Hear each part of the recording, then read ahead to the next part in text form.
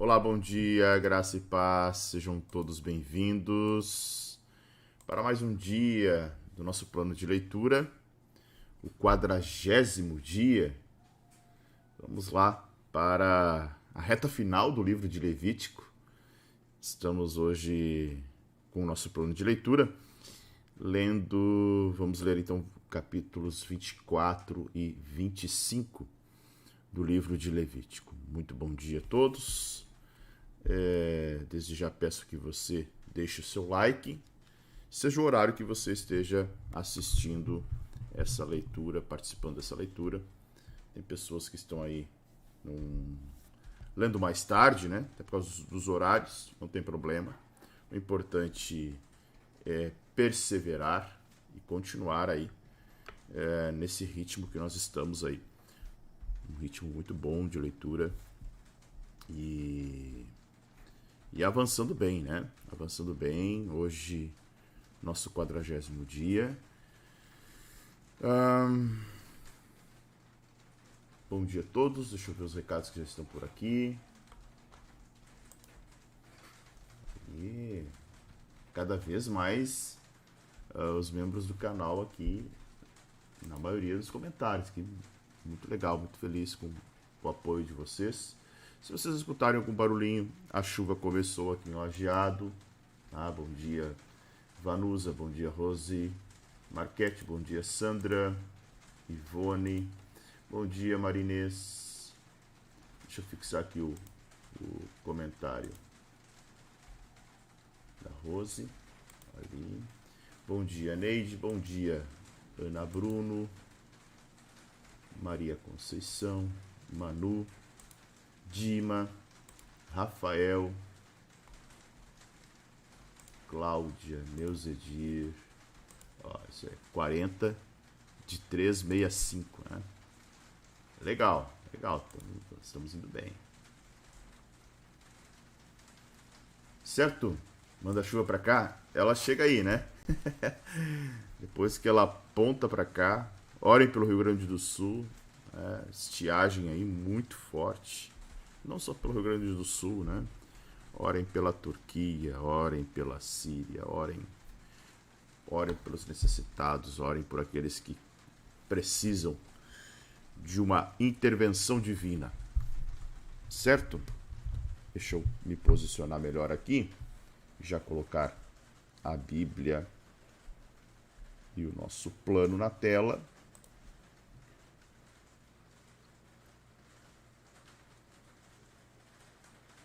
Bora lá.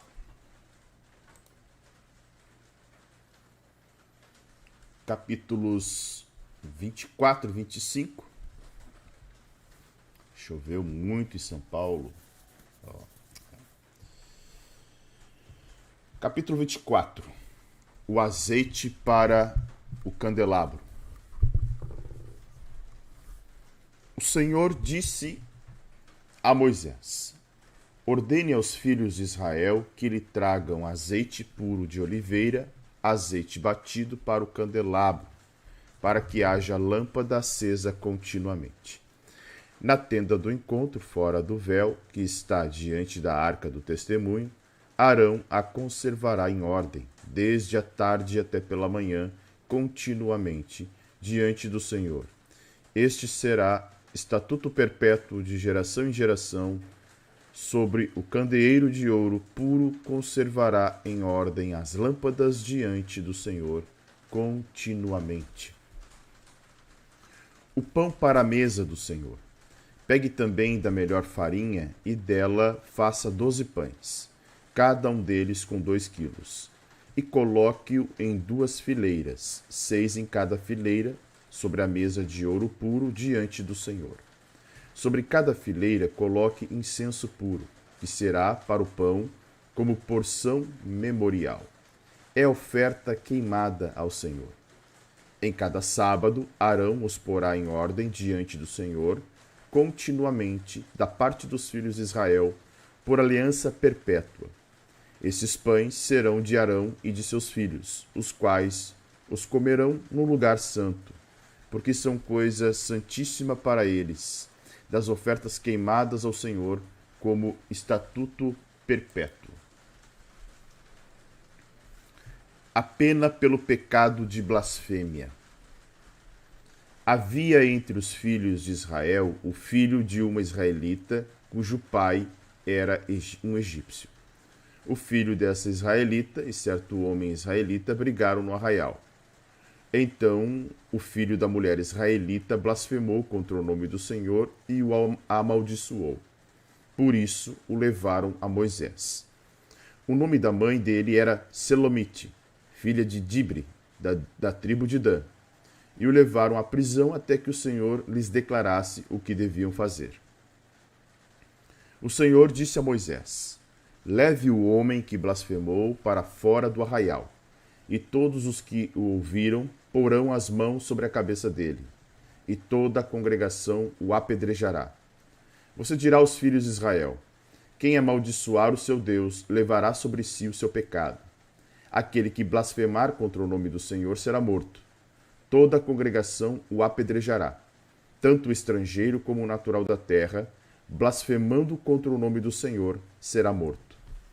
Quem matar alguém será morto, mas quem matar um animal deve restituí-lo, igual por igual. Se alguém desfigurar o seu próximo, como ele fez, assim será feito: fratura por fratura, olho por olho, dente por dente. Como ele tiver desfigurado algum homem, assim se fará com ele. Quem matar um animal, restituirá outro. Quem matar um homem, será morto. Vocês terão uma e a mesma lei para o estrangeiro e para o natural da terra, pois eu sou o Senhor, o Deus de vocês. Então Moisés disse aos filhos de Israel que levassem o que tinha blasfemado para fora do arraial e o apedrejassem. E os filhos de Israel fizeram como o Senhor havia ordenado a Moisés. Capítulo 25. O ano de descanso. O Senhor disse a Moisés no monte Sinai: fale aos filhos de Israel e diga-lhes: quando entrarem na terra que eu lhes dou, a própria terra guardará um sábado dedicado ao Senhor. Durante 6 anos vocês semearão os seus campos, e durante 6 anos vocês podarão as suas vinhas e comerão os frutos delas. Porém, no 7º ano haverá um sábado de descanso solene para a terra, um sábado dedicado ao Senhor.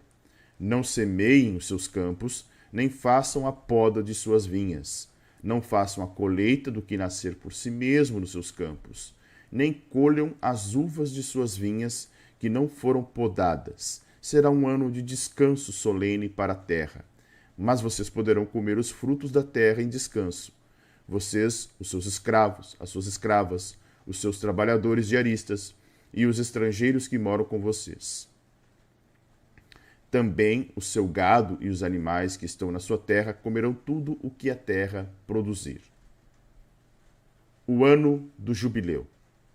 Conte 7 semanas de anos, isto é, 7 vezes 7 anos, de maneira que os dias das 7 semanas de anos somem 49 anos. Então, no 7º mês, aos 10 dias do mês, você fará soar a trombeta. No dia da expiação, vocês farão soar a trombeta por toda a terra de vocês. Santifiquem o 50º ano e proclamem liberdade na terra a todos os seus moradores. Esse será um ano de jubileu para vocês, e cada um de vocês voltará à sua propriedade, cada um de vocês voltará à sua família. O 50º ano será jubileu para vocês. Não semeiem o campo, não colham o que nascer por si mesmo, nem colham as uvas das vinhas não podadas, porque é jubileu, será santo para vocês. O produto do campo vocês podem comer. Neste ano do jubileu, cada um de vocês voltará à sua propriedade. Quando você vender algo ao seu próximo ou comprar alguma coisa dele, não explore o seu irmão. Você comprará do seu próximo com base no número dos anos desde o último jubileu, e segundo o número dos anos das colheitas até o próximo jubileu, ele venderá a você. Sendo muitos os anos, você aumentará o preço, e sendo poucos, você abaixará o preço, porque ele está vendendo a você o número das colheitas. que ninguém explore o seu próximo.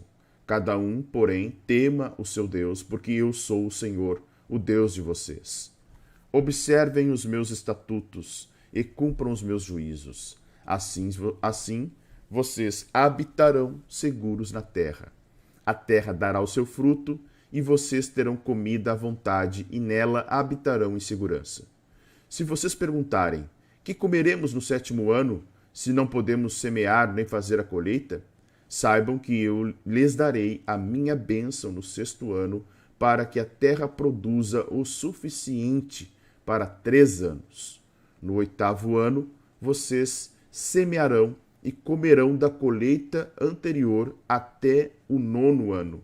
Até que venha a colheita do 9º ano, vocês comerão da antiga. Também a terra não será vendida em definitivo, porque a terra é minha, pois vocês são para mim estrangeiros e peregrinos. Portanto, em todas as terras da propriedade de vocês, permitam que as terras sejam resgatadas. Se alguém do seu povo empobrecer e vender alguma parte de suas propriedades, então virá o seu resgatador, seu parente, e resgatará o que esse seu irmão vendeu. Se alguém não tiver resgatador, porém vier a tornar-se próspero e achar o bastante com o que arremir, então contará os anos desde a sua venda, e o que ficar restituirá ao homem a quem vendeu, e assim poderá voltar à sua propriedade. Mas se as suas posses não lhe permitirem reavê-la, então a propriedade que for vendida ficará na mão do comprador até o ano do jubileu. Porém, no ano do jubileu, sairá do poder deste, e aquele poderá voltar para a sua propriedade. Se alguém vender uma casa de moradia em cidade murada, poderá resgatá-la antes que se complete 1 ano a contar de sua venda. Durante 1 ano será lícito o seu resgate. Se, depois de passado 1 ano, não for resgatada, então a casa que estiver na cidade, que tem muralhas, pertencerá em definitivo ao que a comprou, de geração em geração. Não sairá do poder dele no jubileu. Mas as casas das aldeias que não têm muralhas ao redor serão estimadas como os campos da terra, para elas haverá resgate, e sairão do poder do comprador no jubileu. Mas com respeito às cidades dos levitas, as casas das cidades da sua propriedade, os levitas terão direito perpétuo de resgate. Se o levita não resgatar a casa que vendeu, então a casa comprada na cidade da sua propriedade sairá do poder do comprador no jubileu, porque as casas das cidades dos levitas são a sua propriedade no meio dos filhos de Israel. Mas o campo em volta das suas cidades não será vendido, porque pertence a eles para sempre. Leis a favor dos pobres. Se alguém do seu povo se tornar pobre e as suas mãos se enfraquecerem, então você tem o dever de sustentá-lo. Ele viverá com você como estrangeiro e peregrino. Não cobre dele juros nem ganho, mas tema o seu Deus para que esse seu irmão possa viver perto de você. Não cobre juros sobre o dinheiro que emprestar a ele, nem dê mantimento a ele esperando obter lucro. Eu sou o Senhor, o Deus de vocês, que os tirei da terra do Egito, para dar a vocês a terra de Canaã e para ser o seu Deus. Leis a favor dos escravos. Também se alguém do seu povo se tornar pobre, estando ele com você, e vender-se a você, não o faça servir como escravo. Trate-o como um trabalhador diarista ou estrangeiro que mora com você. Até o ano do jubileu ele trabalhará para você. Então ficará livre de você, ele e os filhos dele, e voltará à sua família e à propriedade de seus pais. Porque eles são meus servos, que tirei da terra do Egito. Não serão vendidos como escravos. Não domine sobre eles com tirania, mas tema o seu Deus. Quanto aos escravos ou escravas que vocês tiverem, virão das nações que estão ao redor de vocês. Delas vocês comprarão escravos e escravas. Também poderão comprá-los dos filhos dos estrangeiros que peregrinam entre vocês, deles e das famílias deles que estiverem com vocês, que nasceram na terra de vocês, e eles se tornarão propriedade de vocês. Vocês poderão deixá-los como herança para os seus filhos depois de vocês, para que sejam propriedades deles. Vocês poderão fazer com que esses sirvam perpetuamente, mas sobre os seus irmãos, os filhos de Israel, vocês não devem dominar com tirania uns sobre os outros. Se um estrangeiro ou peregrino que mora no meio do povo enriquecer, e se alguém do seu povo tornar-se pobre e vender-se como escravo a esse estrangeiro ou peregrino que mora no meio do povo, ou a alguém da família desse estrangeiro, depois de haver se vendido, haverá ainda possibilidade de resgate para ele. Um de seus parentes poderá resgatá-lo, seu tio ou primo poderá resgatá-lo, um outro parente da sua família também poderá resgatá-lo, ou, se tiver condições, poderá resgatar a si mesmo. Com aquele que o comprou, acertará contas desde o ano em que se vendeu a ele até o ano do jubileu. O preço de sua venda será segundo o número dos anos, conforme se paga a um trabalhador diarista. Se ainda faltarem muitos anos, devolverá proporcionalmente a eles, do dinheiro pelo qual foi comprado, o preço do seu resgate.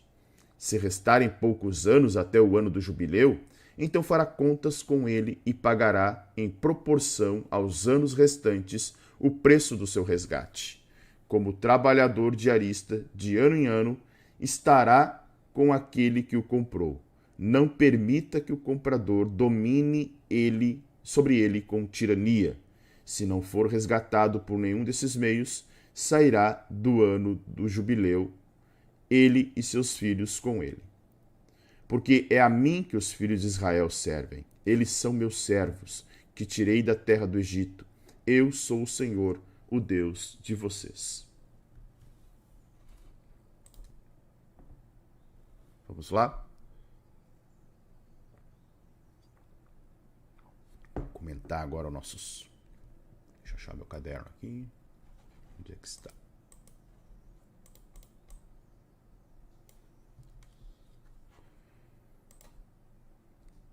Levítico 24.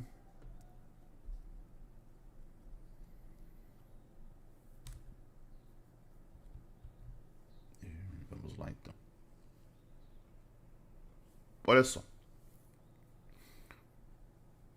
Depois de todo o tabernáculo feito, depois de todas as leis dadas a respeito da lepra, da sarate, a respeito dos sacrifícios, a respeito do dia da expiação, né, de todas as festas. Agora, o texto se volta para o tabernáculo e nós temos uma orientação específica, ainda dentro do Código de Santidade. O Código de Santidade vai até o capítulo 26 de Levítico. Então, esses dois capítulos que nós lemos e o penúltimo capítulo que nós vamos ler amanhã, fala ainda do Código de Santidade. Lembrando que o Código de Santidade vai do capítulo 17 até o capítulo de número 26. Então, o capítulo que nós vamos comentar agora, ele fala a respeito de algumas regras dentro do próprio tabernáculo, como a questão do azeite para o candelabro, a questão dos pães da proposição, um registro de blasfêmia que foi cometido e a lei de talião, né? A lex talionis, olho por olho, dente por dente, tá? Então, tem uma série de regras misturadas sobre rituais e sobre ética, tá? Claro, em harmonia ao estilo literário de Levítico, a maior parte do capítulo reitera itens que já tinham sido registrados em outras partes do livro, tá? Então, a legislação foi dada em contextos históricos a fim de satisfazer certas condições históricas. Nós precisamos sempre fazer esse elo com a história. Então, E um bom exemplo é o caso da própria blasfêmia, ou seja, aconteceu algo que era novo entre o povo. E aí, o que a gente faz? O texto vai dizer, olha, eles separaram, prenderam um camarada, até que da parte do Senhor viesse uma orientação. Então, nunca pensem, olha, Moisés foi recebendo, escrevendo. Esses escritos duraram provavelmente todo o tempo do deserto. Se estima que o Pentateuco, né, que foi ainda encerrado por Josué, tenha sido escrito durante os 40 anos do deserto. Então, não foi algo assim, recebeu o download e vamos lá, escreve, né? Então, era de acordo com as condições que realmente, os cenários, as situações que eles iam encontrando ao longo desta jornada. Então, de novo, né, a nossa fórmula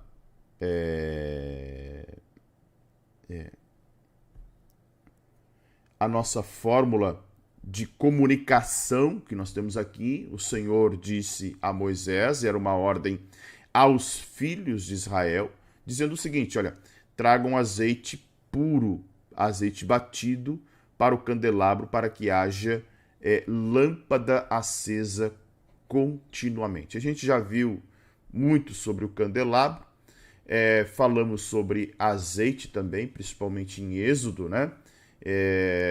Esses elementos faziam parte das ofertas trazidas pelos príncipes do povo ou pelos chefes do povo. Então, quem trazia azeite puro de oliveira e azeite batido eram os chefes das tribos, né?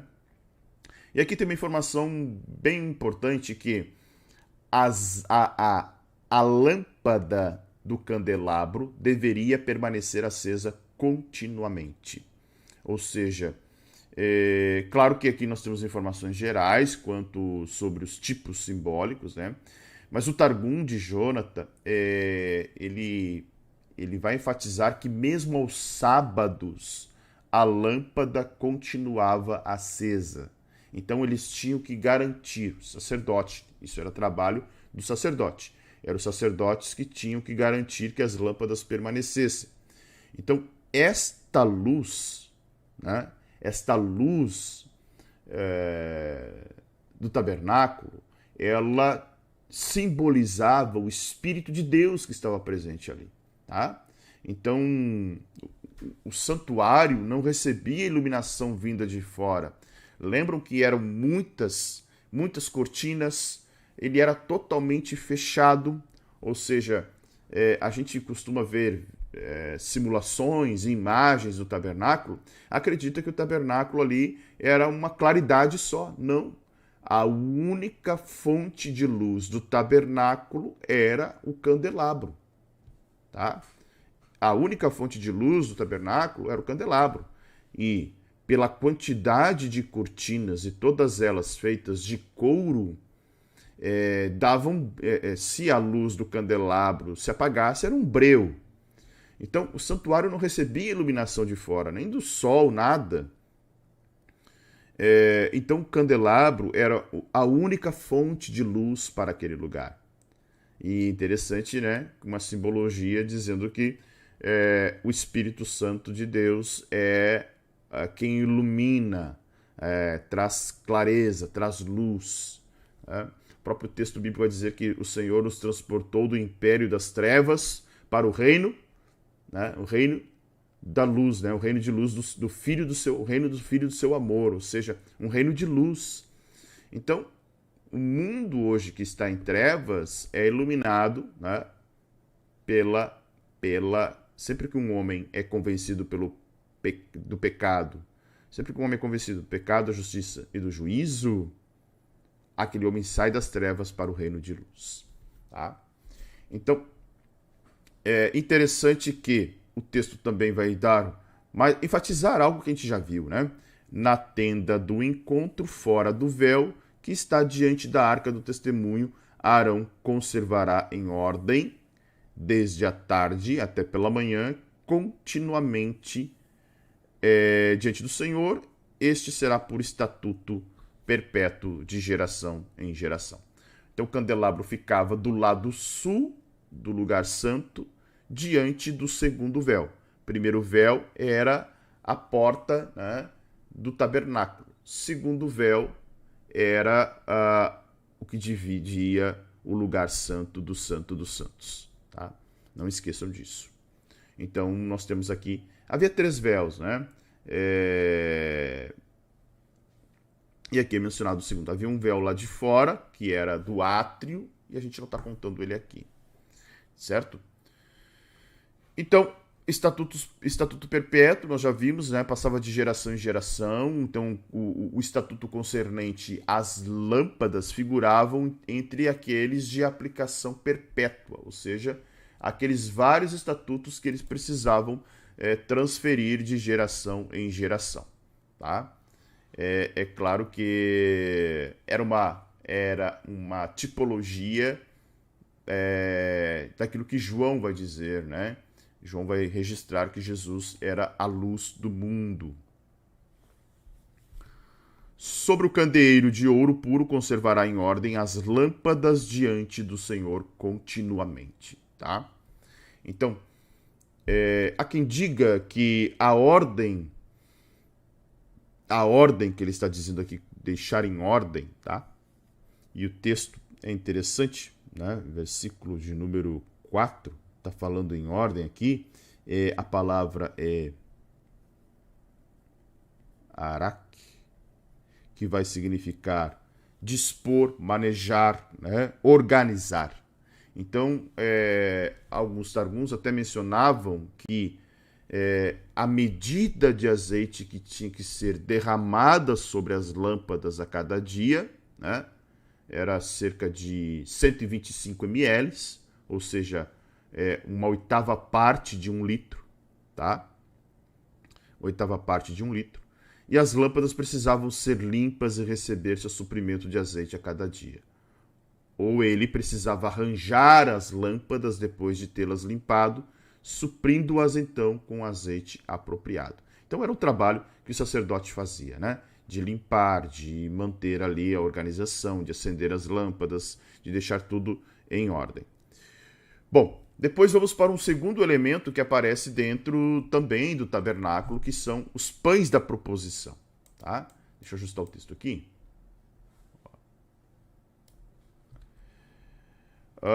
Eram feitos 12 pães da melhor farinha, cada pão com 2 quilos, ou seja, cada pão representando aqui uma tribo de Israel, certo? Então, esse pão estima que ele tinha aí aproximadamente seus 75 centímetros, eram pães relativamente grandes, né? Pães grandes, e provavelmente metade disso de largura e ainda uma altura aí de uns 12 centímetros, tá? E o número 12 pães, fala das 12 tribos de Israel, as quais participavam do benefício desse rito, tá? Tinha uma ordem, coloquem em 2 fileiras, 6 em cada fileira, sobre a mesa de ouro puro, diante do Senhor. Esta é aquela mesa que fica diante do candelabro, tá? Então, é dentro do lugar santo, perante o Senhor, diante do Senhor, no lugar santo, tá? Ok? Algumas traduções vão dizer pães da presença, tá? Pães da presença, ou seja, diante do Senhor. Então, assim sendo, o povo de Israel estava sempre diante de Yahvé, preparado para receber o suprimento divino e a nutrição espiritual que tipificava esse pão, né? Sobre cada fileira coloque incenso puro, que será para o pão como porção memorial, oferta queimada ao Senhor. Então, olha só, o incenso, na verdade, era colocado ao lado do pão e não sobre eles, tá?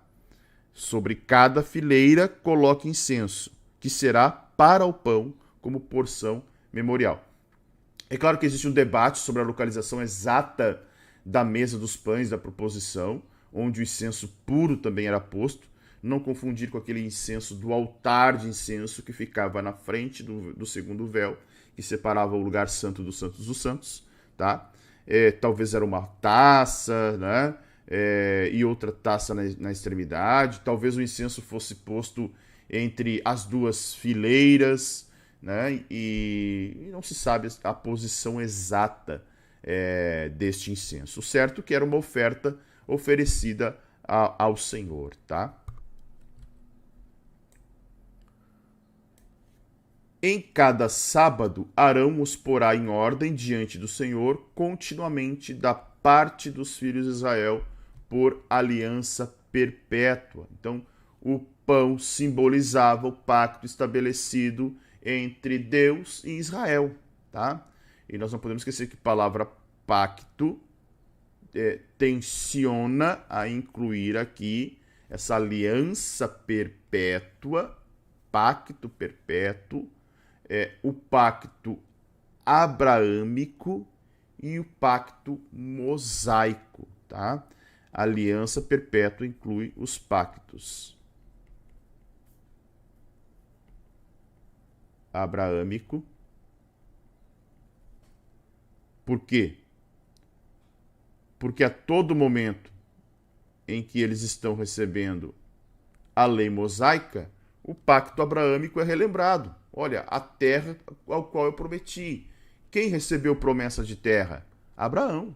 Então, a todo momento, esse pacto aqui, ou seja, o pacto mosaico não substituiu o pacto abraâmico. O pacto mosaico é uma continuidade da aliança de Deus feita com Abraão e a sua descendência.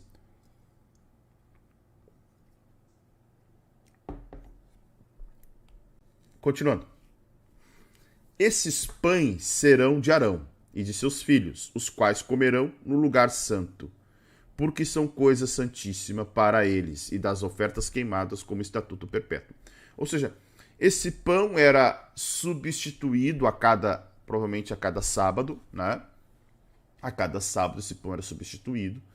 E o que é interessante, eles ficavam ali a semana toda expostos diante de Yahvé, né? Expostos na presença do Senhor. Os pães recentes, os novos, eram colocados sobre a mesa, enquanto os antigos eram tirados para que a mesa nunca estivesse sem pães.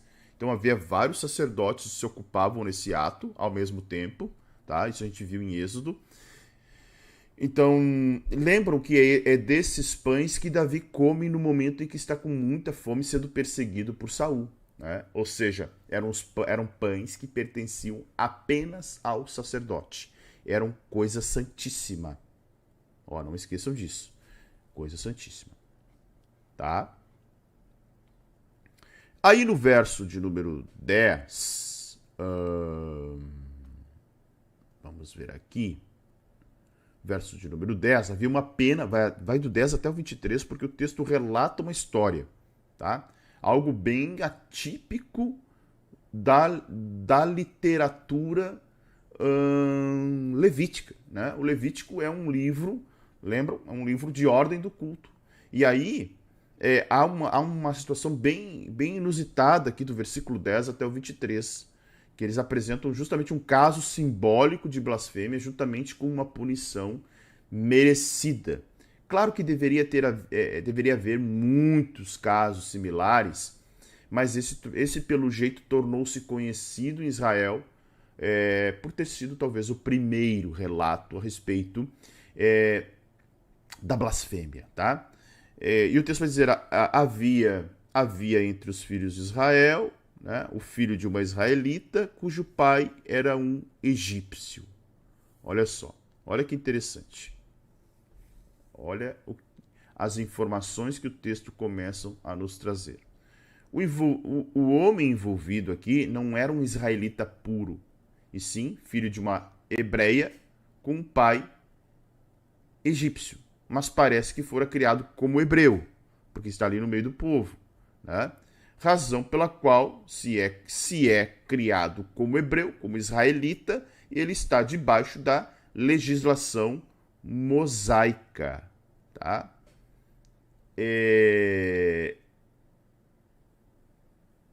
Há quem diga, só que isso é lenda, tá? Isso não é Isso não tem nem base bíblica.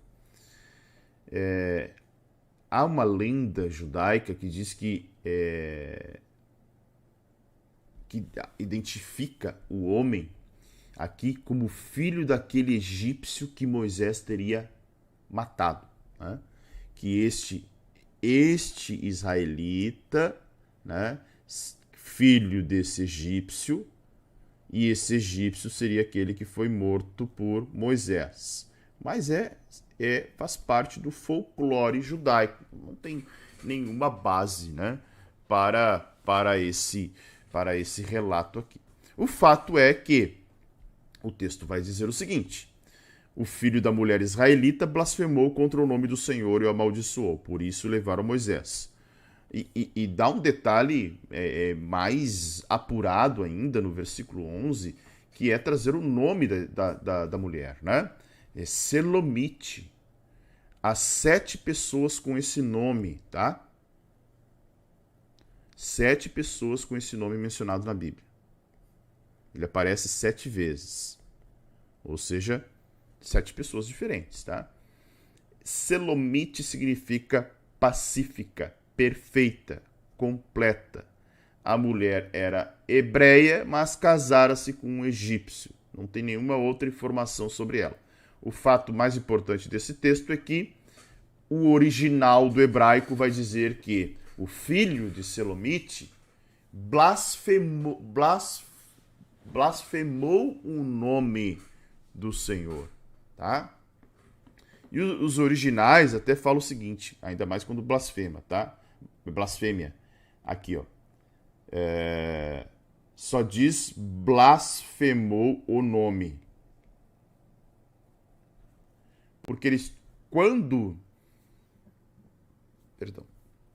na frase com blasfêmia, eles tinham temor de citar o nome do Senhor, né?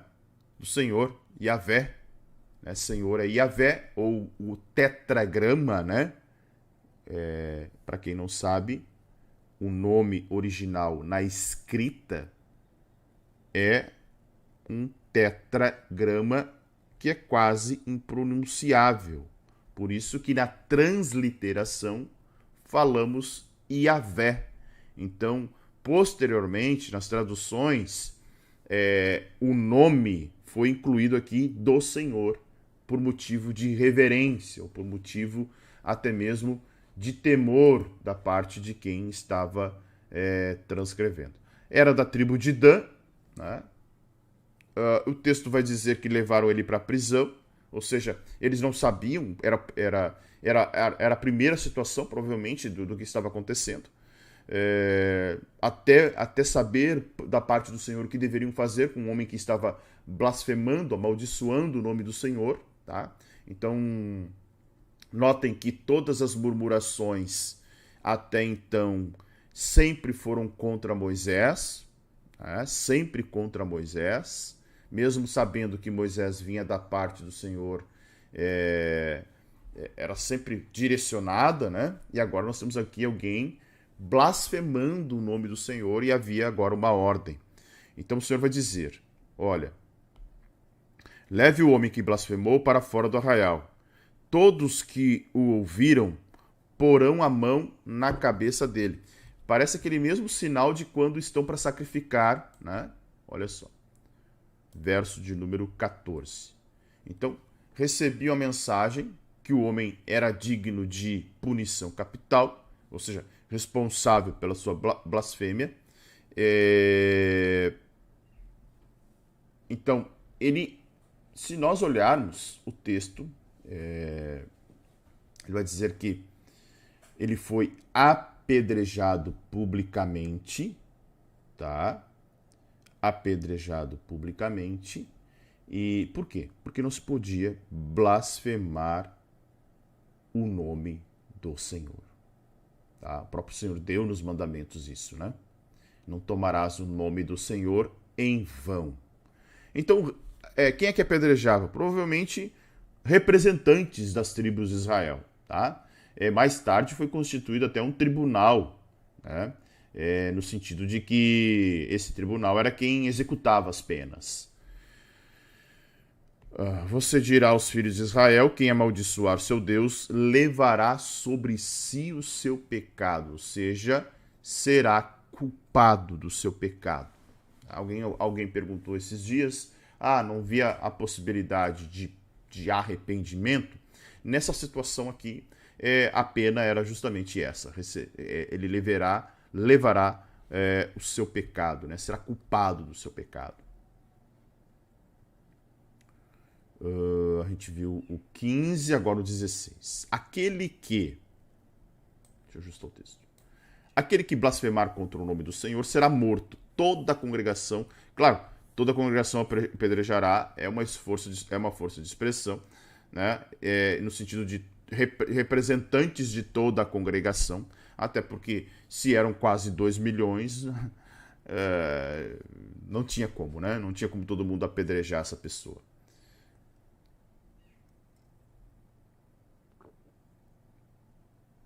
Certo? Então, a blasfêmia era algo muito grave mesmo. Verso 17 até 21 vai falar, né, sobre algumas punições. Vamos lá. Aqui entra o lex talionis, né? Nós já falamos sobre isso.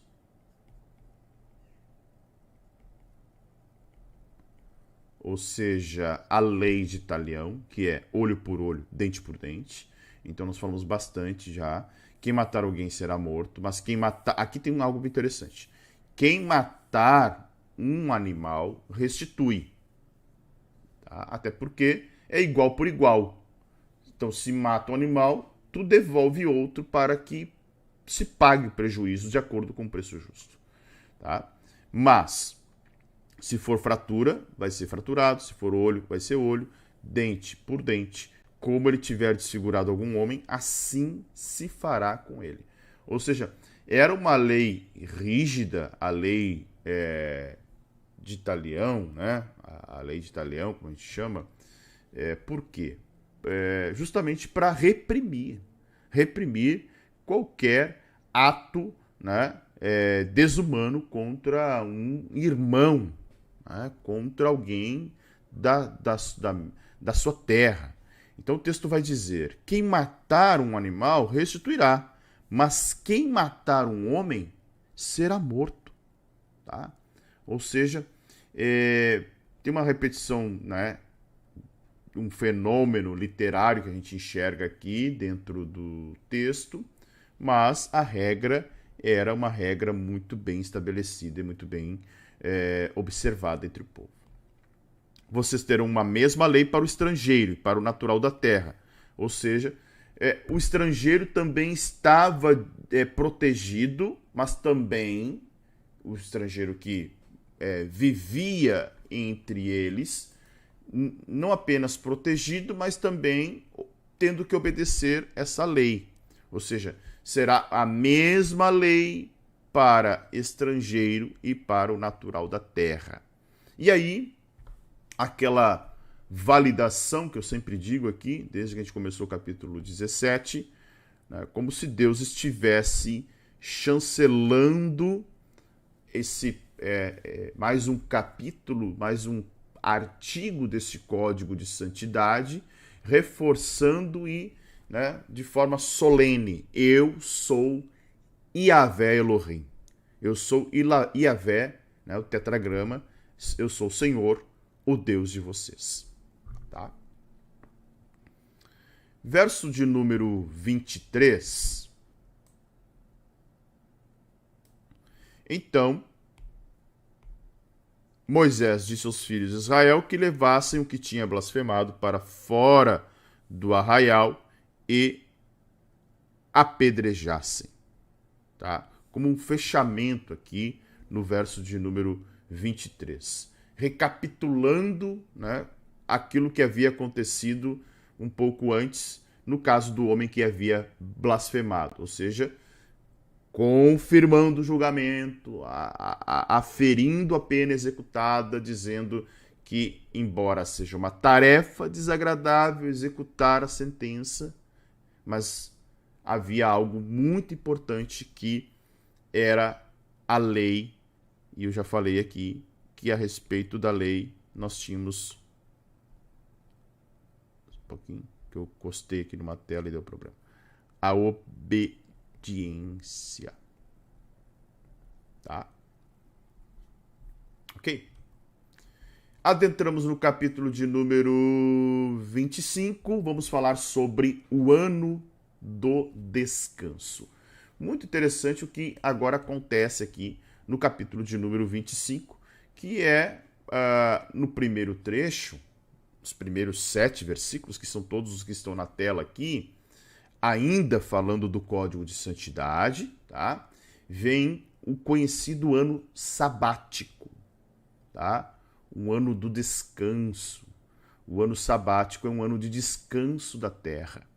Então, mais uma vez, nossa fórmula de comunicação, o Senhor disse a Moisés, para quem? Para todos os filhos de Israel, quando entrarem na terra, isso aqui era uma lei para a terra, para Canaã, tá? Era uma lei para Canaã. Quando entrarem na terra que eu lhes dou, a própria terra guardará um sábado dedicado ao Senhor. Vamos lá, né? E aí entra essa questão muito importante que fica mais clara ainda da guarda do sábado como algo muito específico e próprio daquele pacto entre Israel e Deus, ou Deus e Israel, certo? Por quê? Porque o sábado não era apenas um dia semanal, nós já vimos isso. Quando havia um descanso solene, nós vimos ontem, quando lemos sobre as festas, nós vimos que um dia solene era chamado de sábado. E esse dia solene de descanso, que começava no início de uma festa ou no final de outra, era chamado de sábado também, porque era um dia santificado ao Senhor. Então, não significa que somente o sábado, né, semanal, o sábado que antecede o domingo, era o dia do descanso desses homens.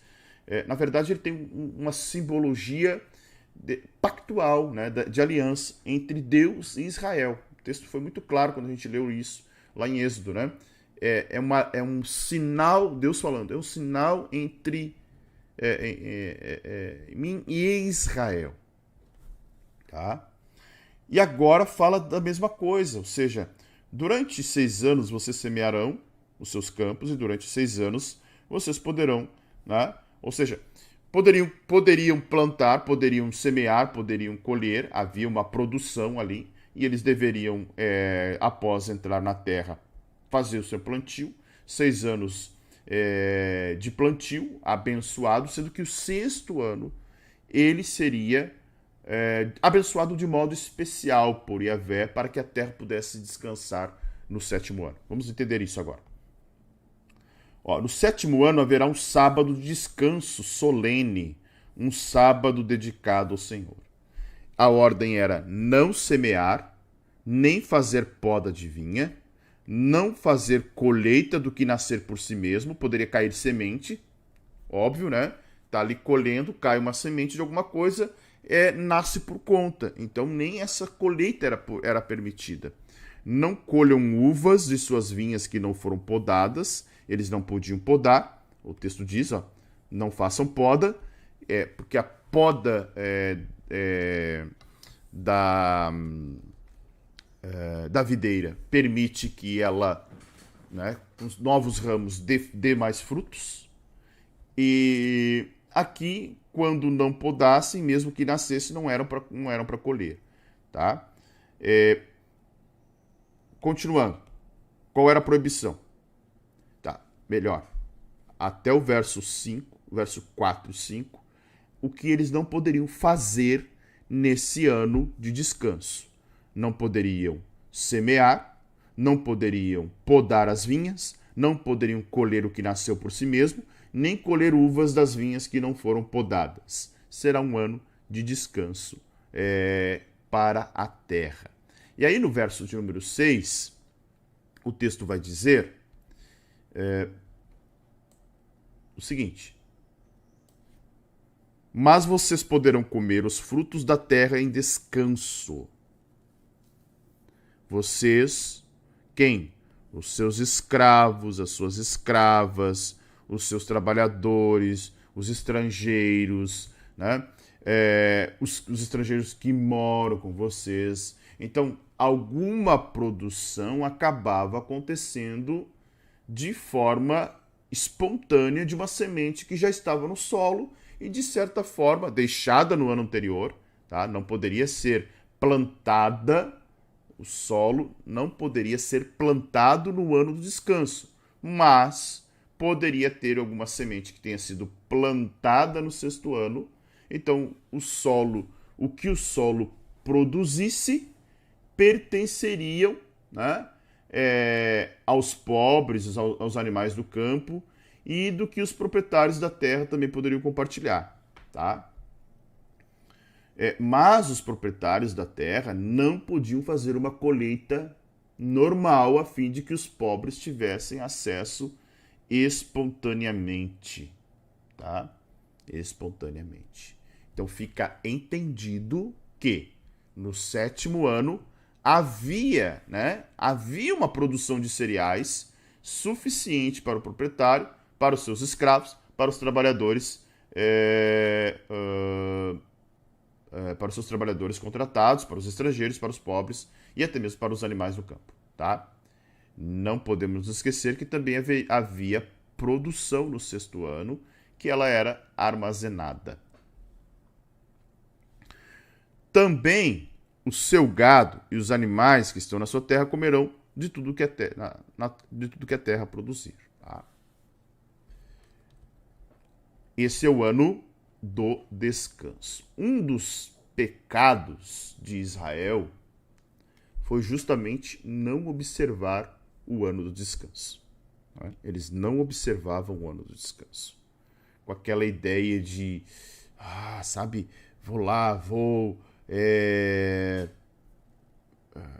vamos plantar mais, vamos ter mais, vamos acumular. Então essa ideia acabava, de certa forma,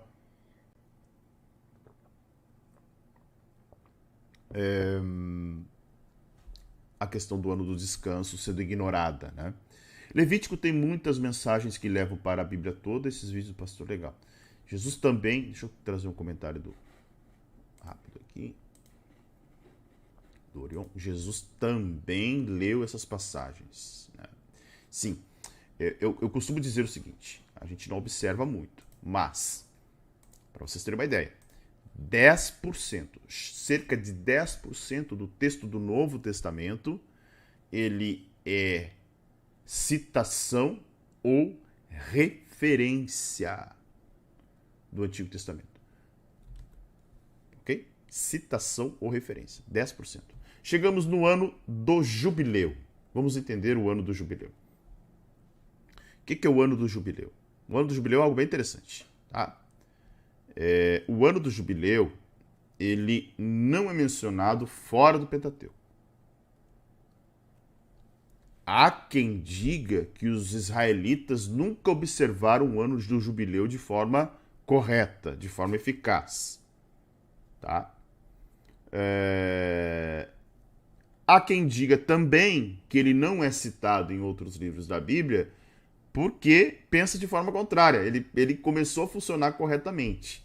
É claro que o ano do jubileu, ele foi, assim como o ano sabático, descontinuado por Israel devido até à própria ganância de homens, né?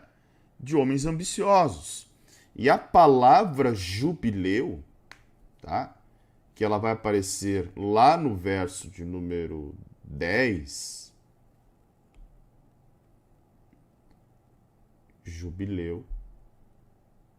Eu vou botar lá em cima, tá? Porque a gente está falando de jubileu aqui também. Ó.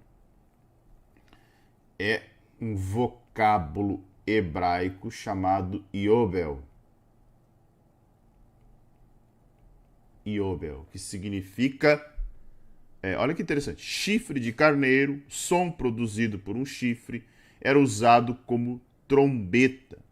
O sonido proclamava a jubilosa ocasião do ano do jubileu com as suas provisões humanitárias. Ok? Então, aqui o 7 também tem menção no sentido de descanso semanal. Ele vai dar uma ordem dizendo o seguinte: contem 7 semanas de anos. Está aparecendo aí? Tá. Isto é, 7 vezes 7, de maneira que os dias das 7 semanas de anos somem 49 anos. Então, essa é a ideia do jubileu. No 50º ano era o ano do jubileu. Ok? Se contavam 49 anos. Então, a cada 50 anos, né, era o ano do jubileu. No 7º mês, aos 10 dias do mês de Tisri, que nós já vimos, eu vou buscar aqui o diagrama para que vocês lembrem.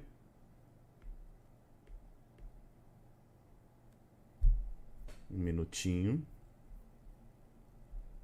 Aqui, nós já falamos bastante. Ó, nesse 10º mês. No 10º mês, ou melhor, no 7º mês aos 10 dias, era junto com o dia da expiação. Lembram? Então, trombetas, expiação, tabernáculos, festa das cabanas. Tá? No 7º mês. Ok? Voltando para o texto.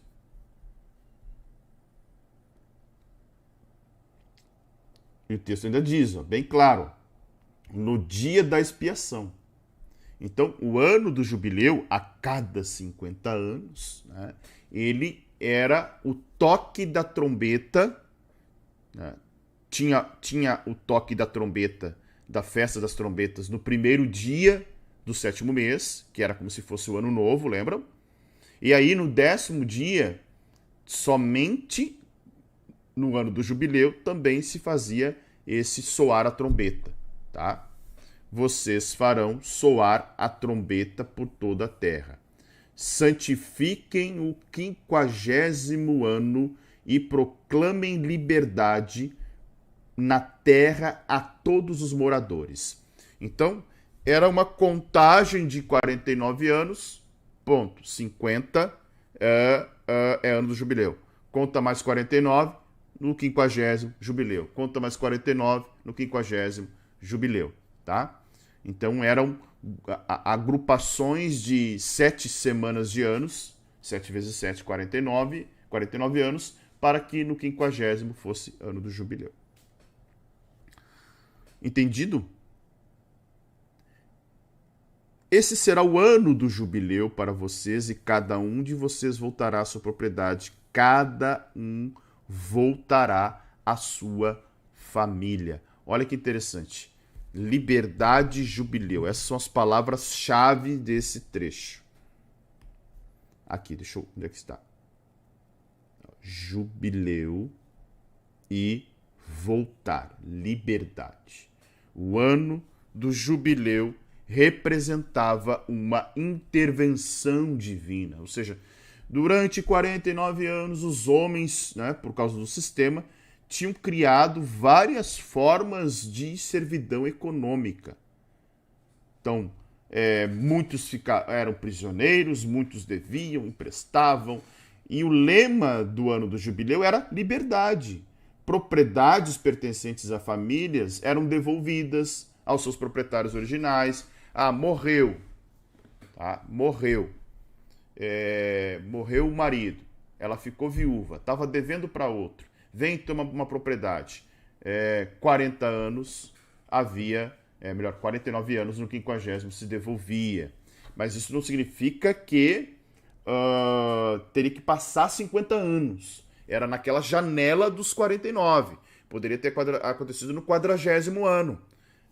No ano de número 40 ali que antecede o jubileu. Aconteceu 40, 41, 42, 49. No 50 devolve. Tá? Então esta era a regra. Não era que tinha que esperar 50 anos para que um escravo fosse libertado. Não era isso. Era no ano do jubileu. Era naquele ano havia essa liberdade. Então, as propriedades das famílias eram devolvidas, tá, aos seus donos originais. Os escravos hebreus eram postos em liberdade. Era isso que acontecia basicamente aqui. O 50º ano será jubileu, não semei. Havia também um ano do descanso no ano do jubileu. Era um ano de remissão, era um ano de santificação, era um ano em que basicamente, tanto a ideia do ano sabático, né, do ano do descanso, quanto o ano do jubileu, era para que os hebreus, agora na Terra Prometida, quando adentrar na Terra Prometida, israelitas, pudessem confiar, pudessem descansar em Deus. Porque jubileu será santo para vocês. O produto do campo vocês podem comer. Então, era aquela mesma ideia do ano sabático, né? Olha, vocês observem a colheita, aquilo que no ano do jubileu vocês não podem plantar, não podem semear. Neste ano do jubileu, cada um de vocês voltará à sua propriedade. Um homem que tivesse vendido ou emprestado um terreno, agora receberia de volta.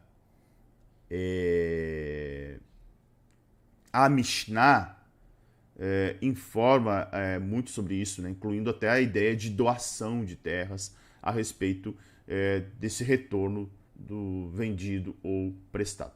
A Vanusa está perguntando. Eles eram restituídos no ano do jubileu. Havia como o ano do jubileu como se fosse uma espécie, como eu citei anteriormente, liberdade, né? Teve que vendeu a terra, arrendou a terra, emprestou a terra, foi por dívida a venda, né? Então havia todo esse processo que deveria acontecer em toda a nação de Israel. O ano do jubileu era essa forma de restituição e de liberdade. Tanto que o texto vai dizer o seguinte, adiante, no verso de número 14. Quando você vender algo a seu próximo, ou comprar alguma coisa dele, não explore o seu irmão. Então havia uma ideia de não oprimir. Onde houvesse dinheiro, poderia haver opressão, desonestidade. Então o ideal para as famílias em Israel era manter as suas terras e nunca vendê-las. Mas quando tal venda era necessária, tá? As provisões da legislação mosaica precisavam ser seguidas. Tá? Precisavam obedecer aquilo que está dito aqui na lei mosaica. Você comprará do seu próximo com base no número dos anos desde o último jubileu. E segundo os anos das colheitas até o próximo jubileu. Ou seja, até para pagar um valor correto, né? Um valor justo. Vamos pegar um exemplo. Se o camarada tivesse ali para arrendar uma terra e ele tivesse apenas 5 anos de jubileu, alugando uma terra, podemos dizer assim, ela valeria menos do que se faltasse 20 anos para o jubileu. Então, de acordo com o tempo para o próximo ano do jubileu, era o valor desta terra. Então, quanto mais próximo estivesse do ano do jubileu, menos valeria, porque a terra ia voltar para o dono anterior, tá? Sendo muitos os anos, você aumentará o preço. E aqui está a regra, né? Sendo poucos, você abaixará, porque ele estará vendendo a você o número de colheitas. Lembrando que eles precisavam observar dentro do ano do jubileu sempre o ano do descanso. Tá? Deixa eu ver se eu consigo fazer um desenho aqui. Olha só.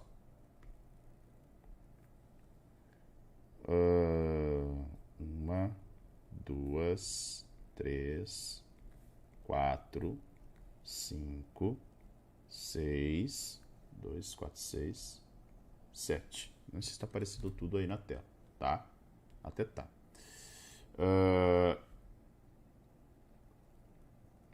Ó. Aqui, digamos que tenha dado o ano 0. Passou. Entendo de uma bolinha a outra, 6 anos. Na outra bolinha, o ano 7º. Passa 6, 14. Mais 6, 21. Mais 6 no 7º, sempre botando o 7º, né? 28. Mais 7, 35. Eu acho que eu errei a conta aqui. 2. É que eu botei o 0, né? Não deveria ter botado o 0. Eu já faço de novo aqui. 37, 42. Dando a continuidade aqui embaixo. 49. Tá? Então, sempre no 7º ano, eles precisavam observar o descanso. No 7, no 14, no 21, no 28, no 35, no 42. Era ano do descanso, porque a cada 7 anos tinha que dar o descanso para a Terra.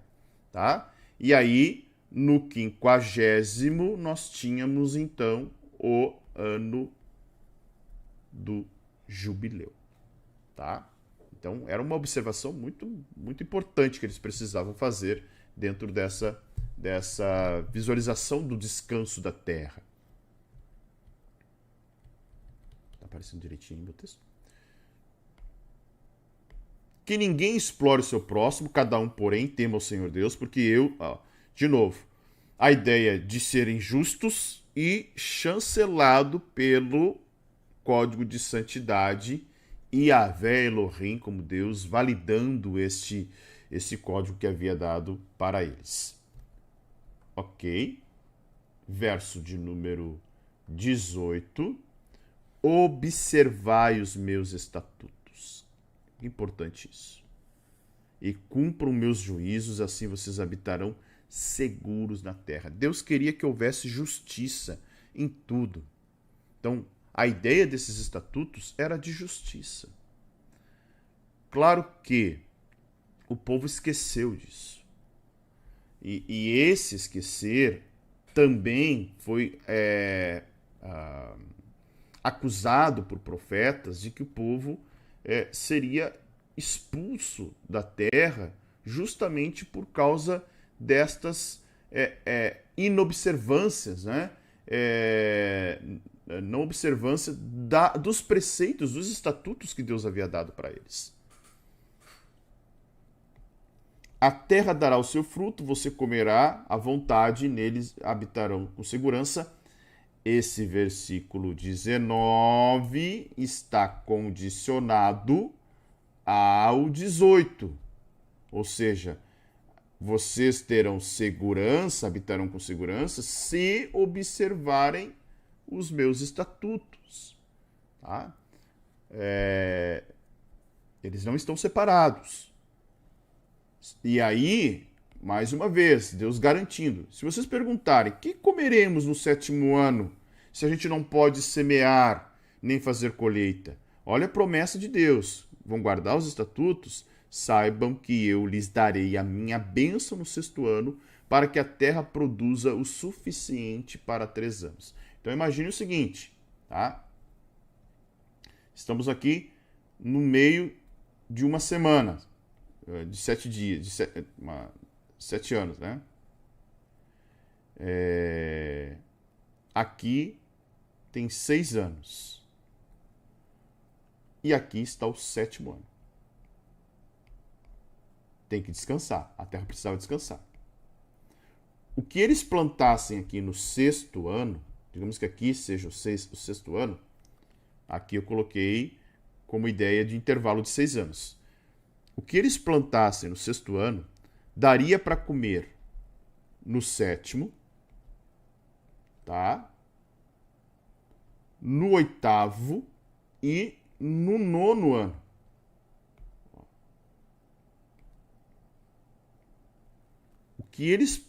A colheita do 6º ano daria para 3 anos. É isso que o Senhor está dizendo. Confie em mim. Por quê? vai ter um 7º ano de descanso, vocês não vão plantar no 8º e só vão colher lá no 9º. Tá? No 8º ano, no 8º ano vocês semearão e colherão a colheita anterior. Até o ano novo, até que venha a colheita do ano novo, vocês comerão da antiga. Então, perdão aqui, só corrigindo, né? A colheita do 6º ano permite que eles comam no 6º, no 7º e no 8º, até eles terem o que colher lá no 9º ano. Certo? Então a colheita era para 3 anos. Era para o 6º, do ano da colheita, para o 7º, o ano do descanso, e para o 8º, que era o ano do plantio. Tá? Porque no 8º ano eles iriam plantar, a terra ficou em descanso no 7º, não teria o que colher no 8º ano também, tinha que ter o que comer no 8º ano. Tá? Então era assim que funcionava esse processo. Também a terra não será vendida em definitivo, porque a terra é minha. Há uma ordem do Senhor a respeito das terras aqui. Olha, vocês são mordomos dessas propriedades. Elas não pertencem a vocês. Tá? Elas são. E aqui tem a redenção da terra, né? Do verso 23 até o 34. A terra pertencia a Iavé. Tá? O território da terra prometida foi dada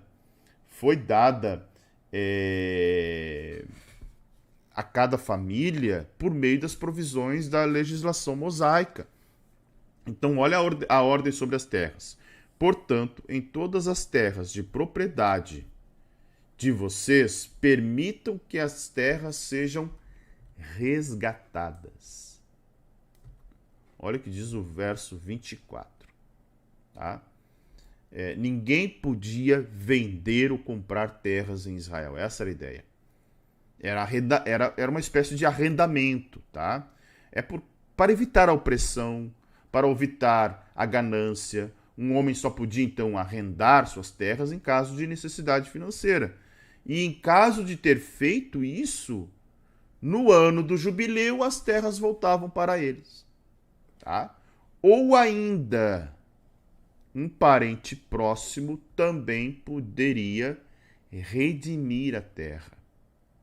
Tá? Um homem que tivesse comprado um terreno estava obrigado a devolvê-lo quando chegasse o jubileu. Tá? Mas olha só, se alguém do povo empobrecer e vender alguma parte das suas propriedades, então virá o seu resgatador, seu parente, e resgatará o que esse irmão vendeu. Tá? A ideia aqui é justamente de poder resgatar, redimir.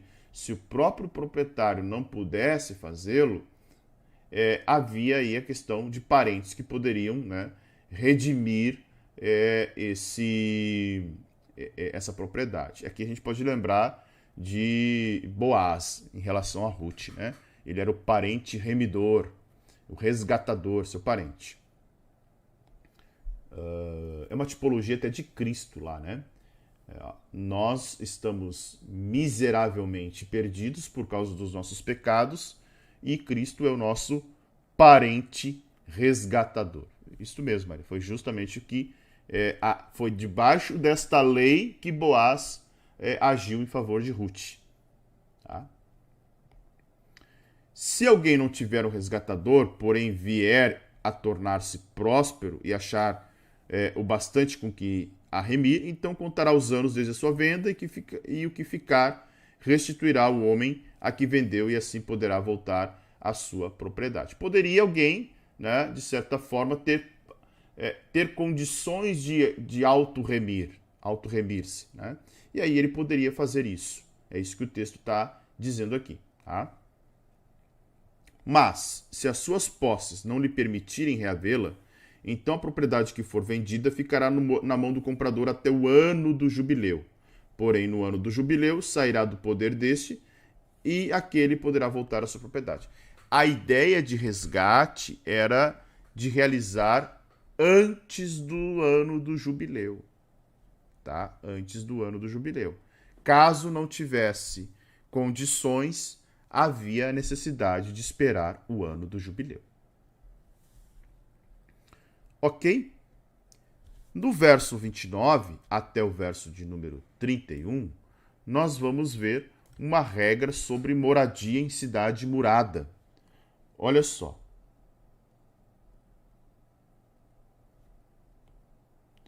Se alguém vender uma casa de moradia em cidade murada, poderá resgatá-la antes que se complete um ano a contar da sua venda. Durante um ano será lícito o seu resgate. Agora, se depois de passado um ano não for resgatada, então a casa que estiver na cidade, que tem muralhas, pertencerá em definitivo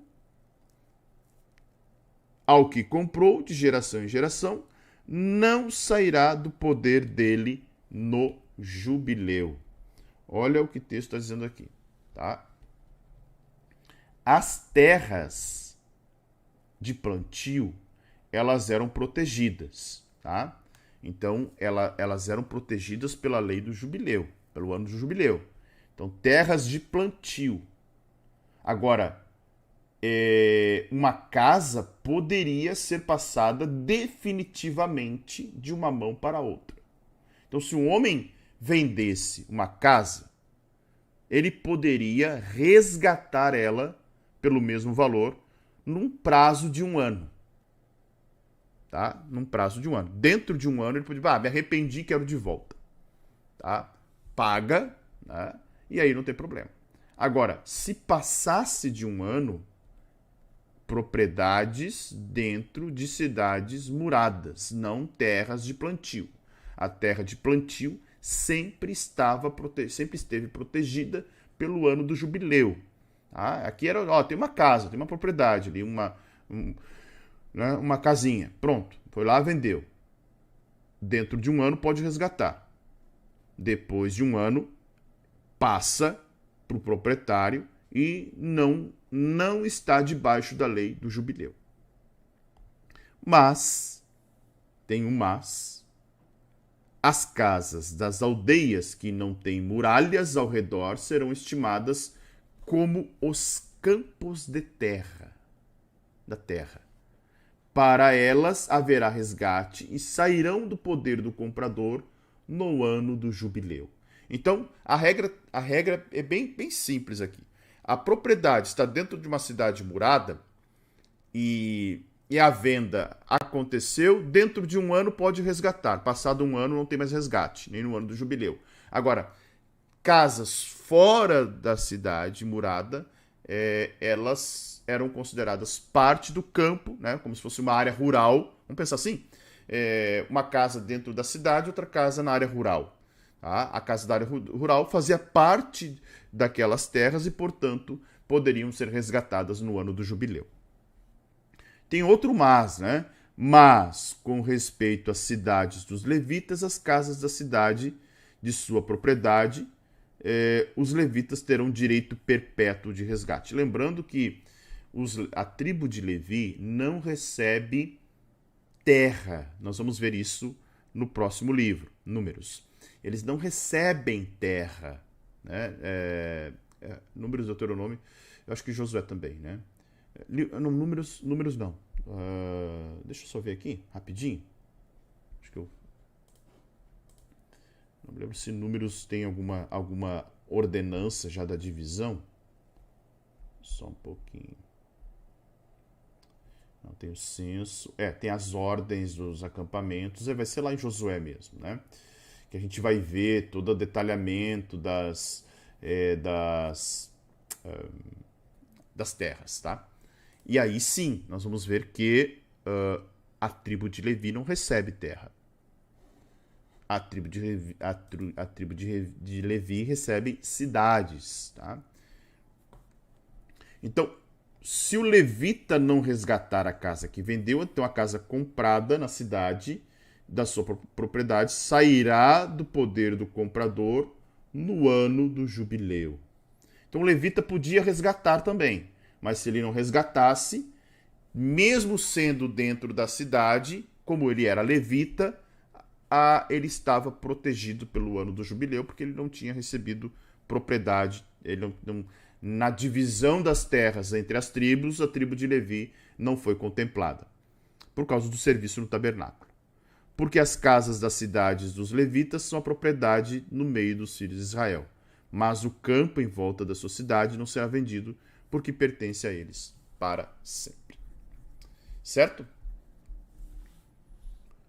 Fechamos aqui o ano do descanso e o ano do jubileu.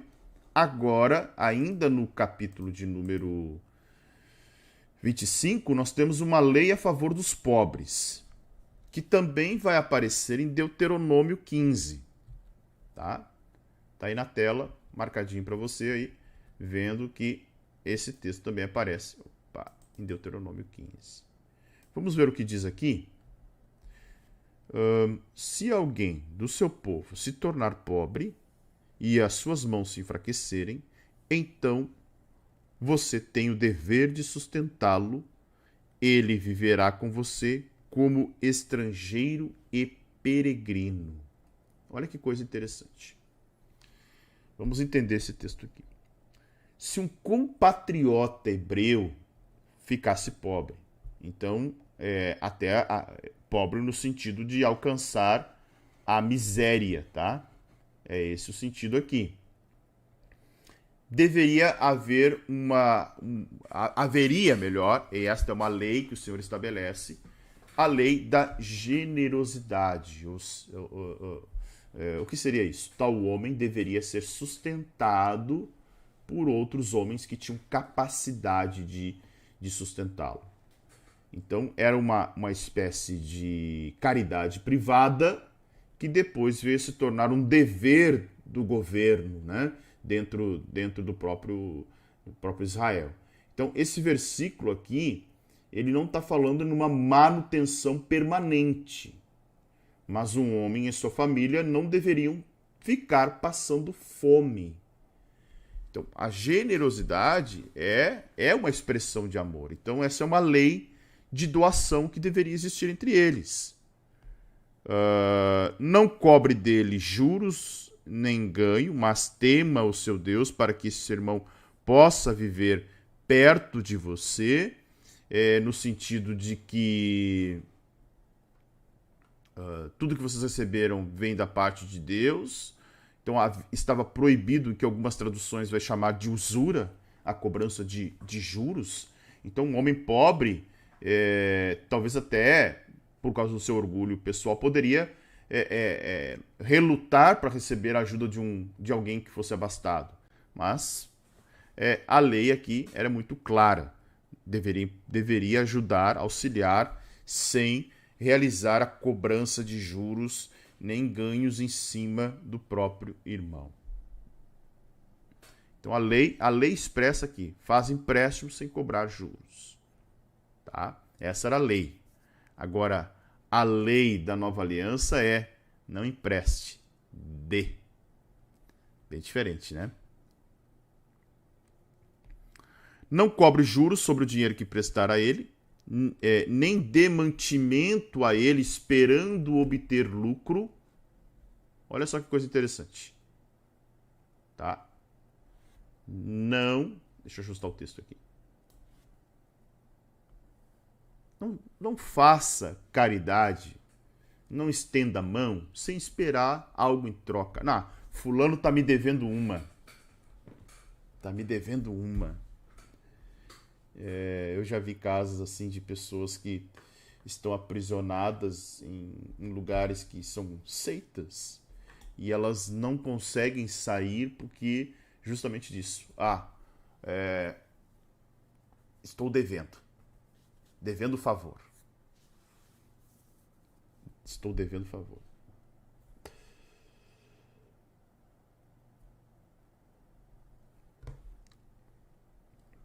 A chancela do Código de Santidade: eu sou o Senhor, o Deus de vocês, que os tirei da terra do Egito para dar a vocês a terra de Canaã e para ser o seu Deus. Então, dentro do pacto mosaico, a lembrança do pacto abraâmico.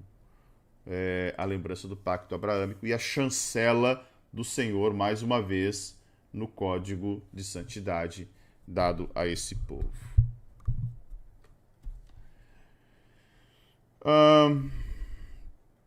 Por último, né? Deixa eu ajustar aqui. Por último, nós temos aí a lei em relação a favor dos escravos.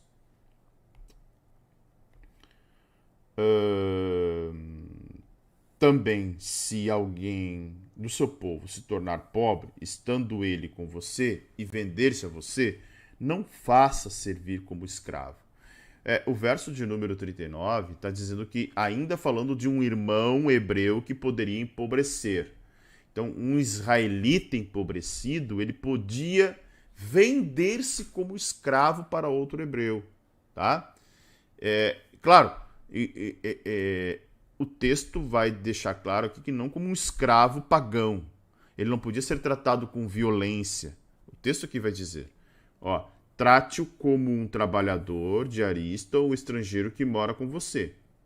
Até o ano do jubileu ele trabalhará. Então ficará livre de você, ele, os filhos dele, e voltará à sua família e à propriedade dos seus pais. Então, se um hebreu, porque teve problema financeiros, né? Ele tiver alguma necessidade de se vender como um escravo, ele poderia ser libertado no ano do jubileu. Verso 42. Porque eles são meus servos que tirei do Egito, não serão vendidos como escravo. Ou seja, essa é a questão toda aqui. Todos os hebreus eram de Yahvé. Era essa condição que deveria ser permanente. Até porque os filhos de Israel, os israelitas, já haviam sido escravos no Egito. Mas Yahvé havia libertado eles dessa escravidão. Não domine sobre eles com tirania, mas tema o seu Deus. Deveria ter gentileza. Era escravo, mas era hebreu, era irmão. Ele também era servo de Yahvé, não poderia ser tratado como um escravo pagão, assim como os egípcios tratavam cruelmente os israelitas. Mas os egípcios não tinham temor de Deus. Eles nem sabiam quem era Yahvé. Lembram Faraó? Mas quem é esse Yahvé? Quem é o eu sou? Eles nem sabiam, não tinham temor. Já os israelitas não podiam repetir o que os egípcios tinham feito com ignorância. Tá? Então, a tirania egípcia que eles viam lá no cativeiro não poderia ser copiada agora. Então, esta é a regra. Quanto aos escravos, os escravos que vocês tiverem virão das nações que estão ao redor de vocês, deles vocês comprarão escravos e escravas. Ou seja, outros povos vocês podem comprar escravo. Tá? E é propriedade. O texto vai dizer, diferente do escravo hebreu que se vendeu por necessidade financeira, mas que está protegido pelo ano do jubileu.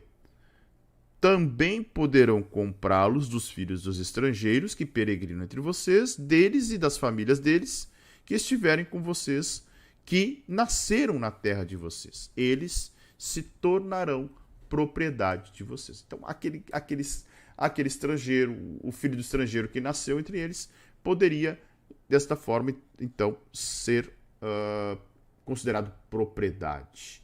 O texto vai dizer lá, no verso 26, vocês poderão, então, deixá-lo como herança para os seus filhos. O que significa que um escravo estrangeiro era propriedade, diferente de um escravo hebreu.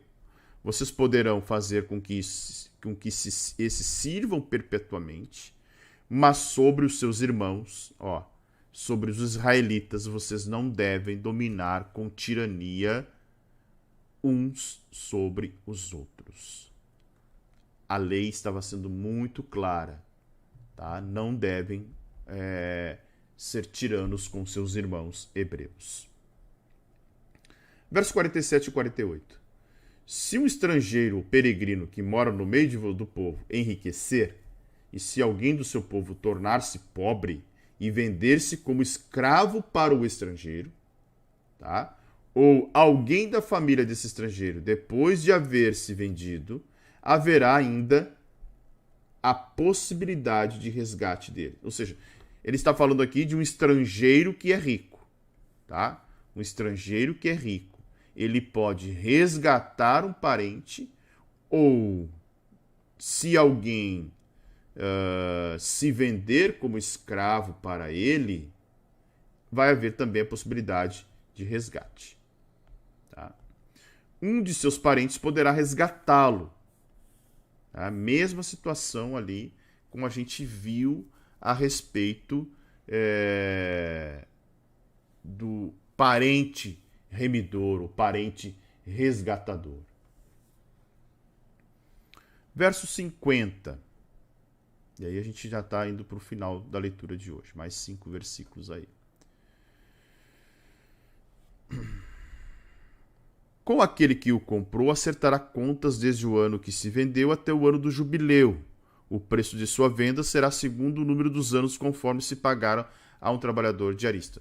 O que o texto está querendo dizer aqui é que se alguém, algum judeu, se vendeu para algum estrangeiro, ele pode ser resgatado. Se for resgatado antes do ano do jubileu, ele deve ser pago, né, esse resgate segundo os anos que ainda restam. E o cálculo era o salário de um trabalhador diarista. Provavelmente,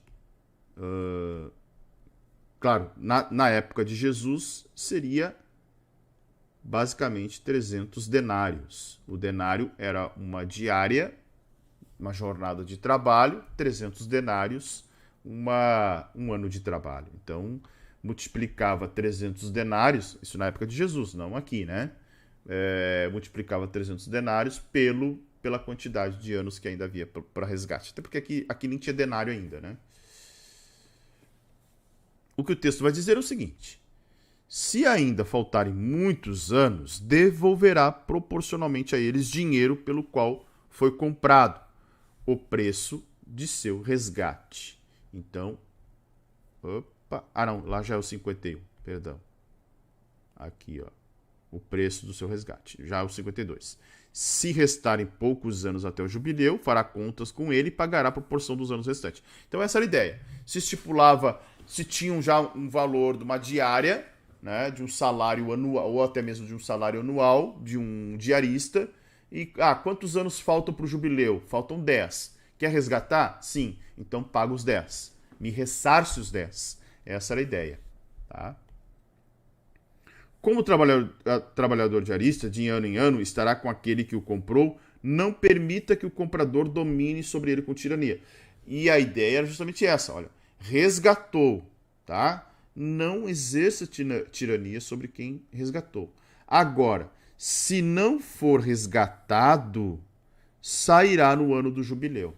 Então, o estrangeiro que havia enriquecido e que estava no meio do povo de Israel e sabia, tem um israelita me devendo, ele se vendeu por escravo, e ele sabia que se não houvesse resgate desse israelita, no ano do jubileu ele precisava libertar.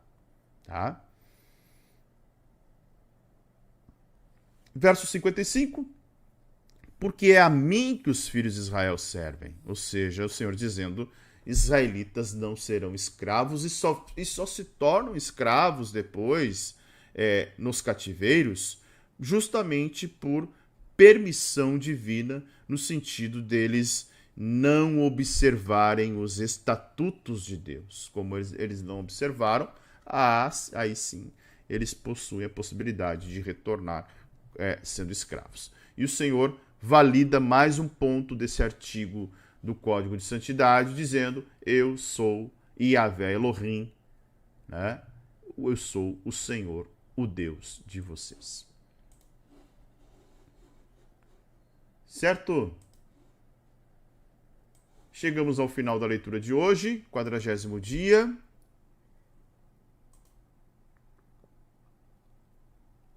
Deus tinha cuidado com esse povo, é verdade, um cuidado excepcional o cuidado que Deus tinha com esse povo.